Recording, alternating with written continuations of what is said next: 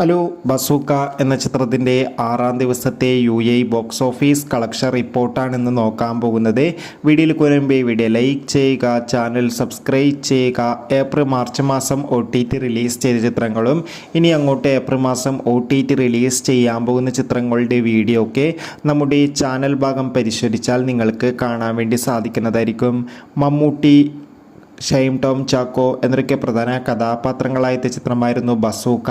ചിത്രത്തിന് ഇപ്പോഴും നല്ല മികച്ച അഭിപ്രായം തന്നെയാണ് പുറത്തുവന്നുകൊണ്ടിരിക്കുന്നത്. അതുകൊണ്ട് തന്നെ ഏവരുമേറെ ആകാംക്ഷയോടെയാണ് ബസൂക്ക എന്ന ചിത്രത്തിൻ്റെ ഓരോ ദിവസത്തെ ഓരോ കളക്ഷൻ റിപ്പോർട്ടും അറിയാൻ വേണ്ടി കാത്തിരിക്കുന്നത്.